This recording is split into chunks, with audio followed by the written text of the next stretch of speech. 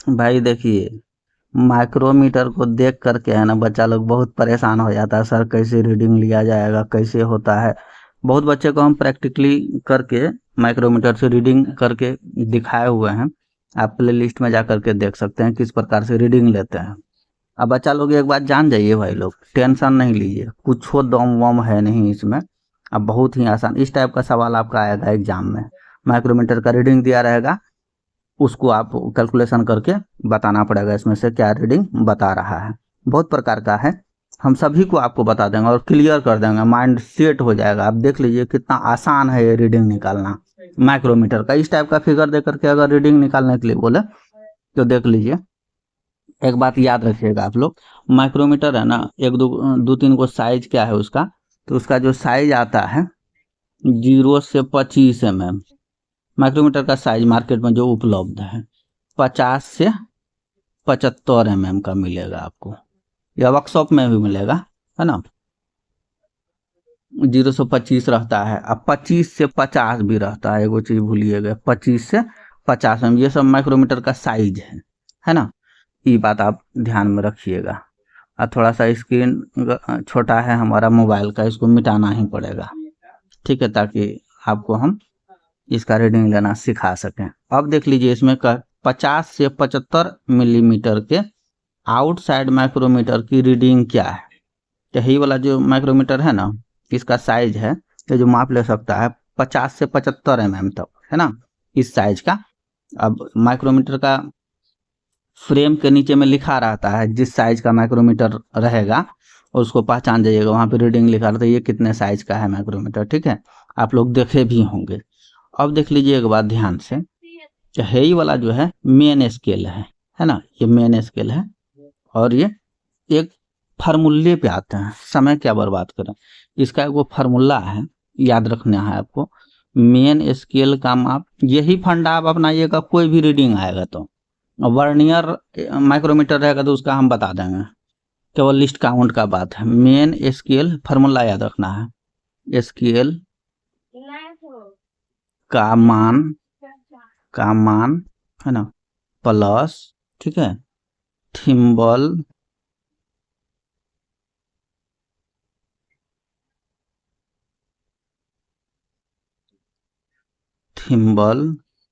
से मिलने वाला संख्या,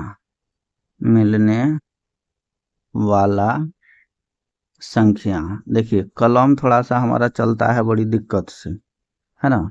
गुना, ये गुना का चिन्ह है। लिस्ट काउंट, ये चीज याद रखिएगा। मेन स्केल का मान प्लस थिम्बल से मिलने वाला संख्या और प्लस लिस्ट काउंट। अब देख लीजिए इसमें है कौन कौन सा मेन स्केल। यही वाला जो यहाँ से यहाँ तक देख रहे हैं ये मेन स्केल है। उसके बाद ये थिम्बल से, यही वाला जो है ना यहाँ से यहाँ तक, ये थिम्बल है, ये थिम्बल का स्केल है। उसके बाद लिस्ट काउंट है। लिस्ट काउंट जो है ना माइक्रोमीटर का, आप लोग देखे होंगे, सुने होंगे, 0.01 mm होता है इसका लिस्ट काउंट। लिस्ट काउंट मतलब ये कितना कम से कम माप ले सकता है, उसी को कहते हैं माइक्रोमीटर का लिस्ट काउंट। वर्नियर स्केल का क्या होता है, 0.02 mm, है ना, 0.02 mm होता है least count vernier micrometer, vernier का। और इसका जो है माइक्रोमीटर का क्या होता है, 0.01 mm लिस्ट काउंट, है ना, ये लिस्ट काउंट को दिया हुआ। अब मेन स्केल का मान, अब देख लीजिए यहाँ से यहाँ तक देख लीजिए, यहाँ 0 से 5 है ना, उसके बाद 10 है ना। अब देख लीजिए एक एक 0 है, उसके बाद 1 2 3 4 5, 5 का 6 7 8 9 10, है ना। उसी प्रकार यहाँ आगे बढ़ जाइए, 11 12 1 13 हो गया। तो मेन स्केल का माप कितना बता रहा, 13। एगो नीचे में भी है ये वाला लाइन जो देख रहे हैं यहाँ पे, है जो नीचे सबसे नीचे आपका जो लाइन यहाँ पे दिख रहा है, ये वाला, ये नीचे में निकला हुआ जो है, तो ये देखिए डिवाइड करता है, 0 से 1 है ना, उसको आधा कर दिया यहाँ पे, मतलब 0.5 हो गया ये, तो पॉइंट में है ही, मतलब 0 से 1 तक जो है आपका ये लाइन, उसको आधा कर रहा है, ये नीचे वाला लाइन है ना, ये नीचे वाला लाइन। तो यहाँ नीचे है 13 के बाद नीचे में एगो लाइन है, तो इसका रीडिंग क्या हो जाएगा, 13.5, हुआ ना। मेन स्केल का जो माप है ये फार्मूला से, तो 13.5 हो गया। फिर कह रहा है प्लस, प्लस का चिन्ह दे दिए, थिम्बल से मिलने वाला संख्या। अब ये थिम्बल है, एरो के साथ ही आपको दर्शा रहा है कि कौन सा लाइन। अब ये डेटम जो लाइन है इसका, इससे मिलने वाला संख्या कौन सा, देखिए 5, उसके बाद 10, उसके बाद देख लीजिए 11, 12, 1, 13। 13 के सामने एरो लगा हुआ है, तो इसका जो है प्लस में दे दीजिए 13। यही फंडा अपनाना है आपको, कोई सा भी एग्जाम में सवाल आएगा, यही सेम फंडा अपनाइएगा, कोई दिक्कत है नहीं। गुना कर दीजिएगा लिस्ट काउंट, अभी बताया ना लिस्ट काउंट कितना होता है माइक्रोमीटर का। तो लिस्ट काउंट हो जाता है उसका 0.01, लिस्ट काउंट हो गया। अब इसको गुना कर दीजिए सबसे पहले, तो गुना करिएगा तो दशमलव जो है 2 अंक के बाद है ना। तो उसके बाद अब देख लीजिए सबसे पहले क्या किए, 13.5 प्लस दशमलव, ये जो है दशमलव के 2 अंक के बाद है दशमलव, है ना। तो अब 13 जो है, तो 2 अंक यहाँ भी है, दशमलव हो जाएगा, इसको जब गुना करिएगा 13 हो गया। ठीक है, यहाँ तक तो हमको लग रहा है आप लोग समझ गए होंगे। अब थोड़ा सा मिटाना पड़ेगा भाई, है ना, स्क्रीन थोड़ा सा मेरा छोटा है, इसको मिटा करके हम यहाँ लिख देते हैं। यहाँ तक आप लोग समझ ही गए हैं।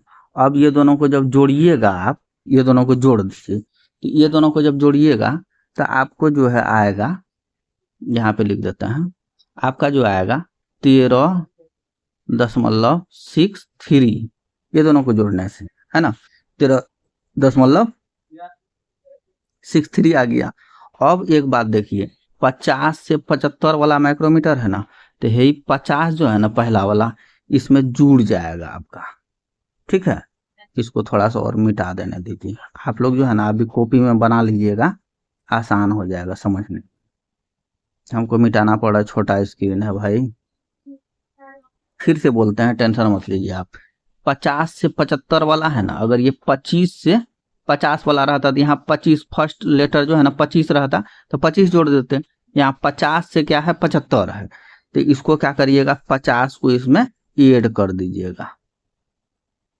ठीक है, ये दोनों को जब ऐड करिएगा आप, तो देखिए 63.63 निकल करके आ गया ना।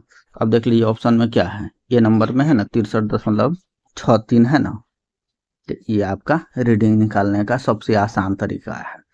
अब माइक्रोमीटर, वर्नियर वाला माइक्रोमीटर में रीडिंग कैसे लिया जाता है, उसका लिस्ट काउंट थोड़ा सा चेंज हो जाता है, वो हम अगले वीडियो में जरूर बता देंगे। हमको लगता है कि आप लोग समझे होंगे, कहीं मिस्टेक हुआ होगा ना भाई, तो कमेंट सेक्शन में लिख दीजिएगा, हम सुधार करने का प्रयास करेंगे। लेकिन एक बात हम कंफर्म कहते हैं, कुछ दम वम है नहीं ITI में, कोई सा भी एग्जाम में, किसी भी चैप्टर में, सभी को हम पढ़ाए हुए हैं प्ले लिस्ट में, आप एक बार देख लीजिए, है ना, आसानी से एग्जाम पास करिएगा। और एग्जाम में नहीं, कॉम्पिटिटिव एग्जाम में भी अगर सवाल आएगा, आप आराम से मार दीजिएगा। ठीक है भाई।